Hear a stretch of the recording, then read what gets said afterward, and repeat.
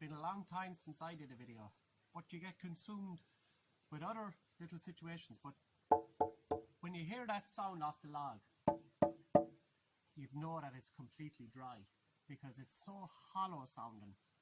And this would make a fantastic log for a fantastic fire, but I'm not going to use it for that. Now I have a lot of it cleaned off, but let's just have a quick look at something. That old house in the background, I don't know whether it's an old house or an animal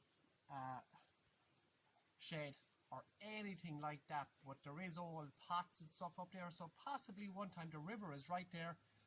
There's a massive Sitka spruce tree up there that was more than likely planted long before all of this plantation, you know. But anyway, one good thing, if you have an axe, always work away from yourself.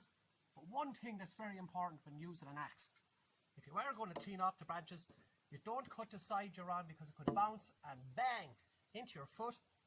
Always clean the opposite side and work up the stick, work up the pole, and when you want to do the opposite side, you go over and you're always working away.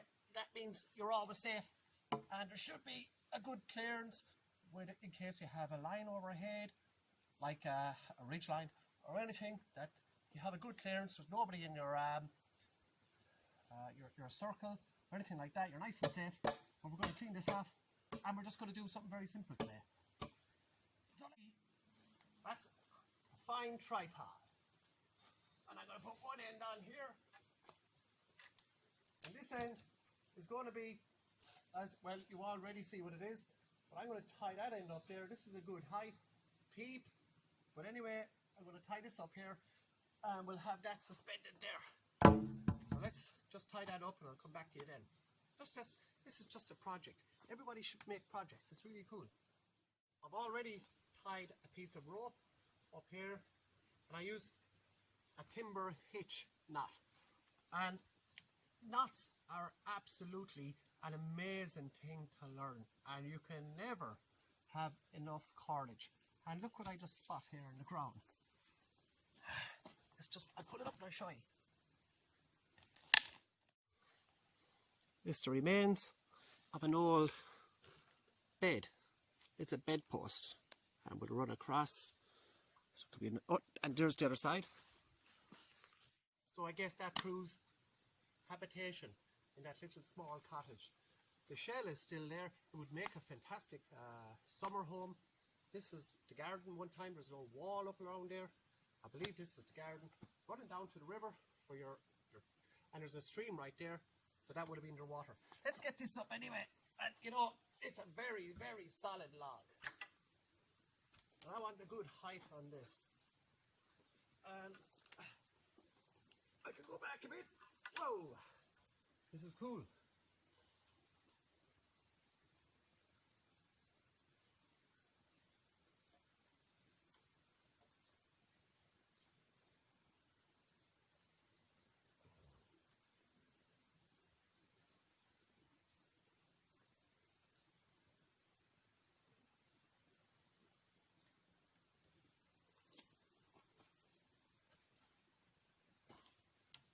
Perfection.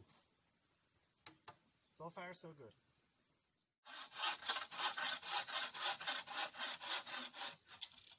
As you see, I put my hand through the saw, and this is one of a very important safety practice that a lot of the people, bushcrafters or woodsmen or anybody like that, likes to use, and it just ensures less injury for yourself, because if your hand is on the outside, you can very easily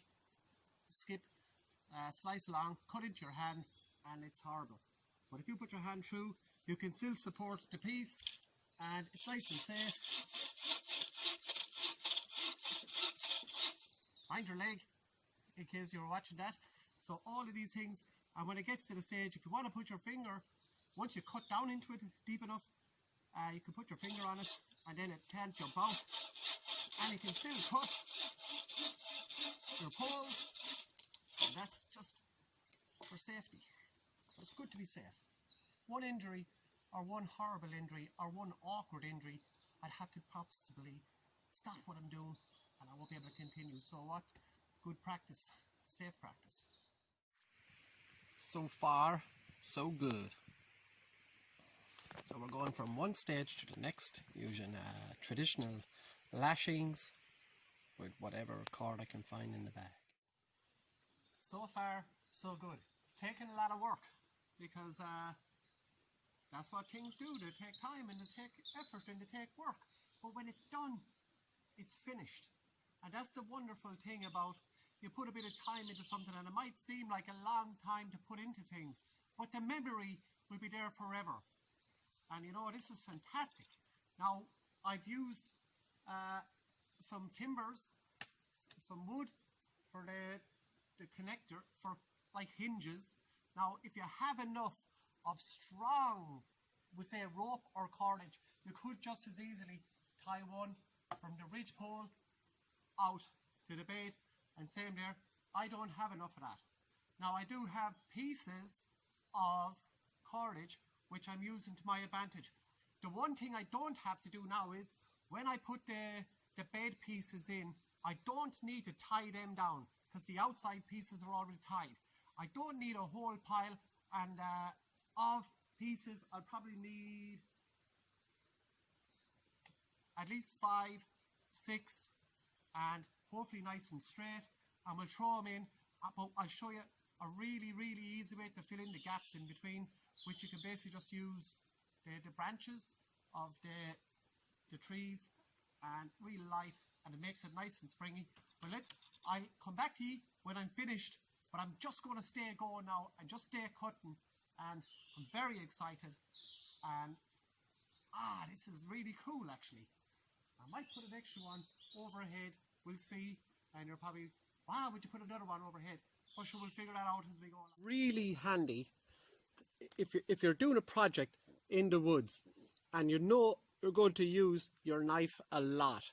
It can be very difficult sometimes taking out a knife. So this is a dead tree, so I just have stuck it into the tree, and if I want to cut myself a piece of cordage, I can just hold it and cut it. I can leave the knife there and cut it accordingly. Just little things to make life a little bit easier. That's the resin from the tree.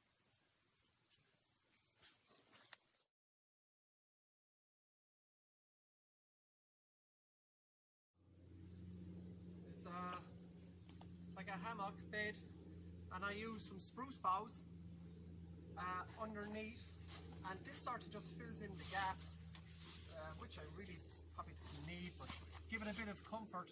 But they are very spiky and it can be sticking into you and stuff like that. So I'm just going to use 2 camping mats, bed mats, and let's try it out. If this collapses, we're doomed. But hey, so far, so great. It's extremely comfortable. This is a fantastic project to do, even if you're on your own, or scout groups, or even bushcraft. That could work. Bushcraft courses. If you have everything in place, basically just ready to go, you could substitute so many things for situations. If you had 0 cordage, there's not really much need to build it up off the ground like that. You could just do a long log bed, stuff like that. There's umpteen situations and things, but you know what, it's missing something, so let's throw that something up and we'll come back to you again.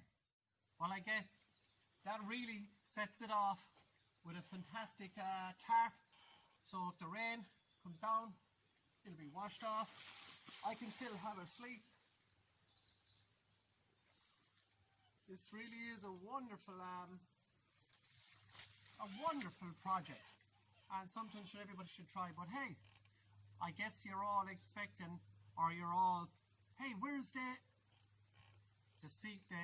main part of any camp? So let's just sort out that part and we'll come back to you then.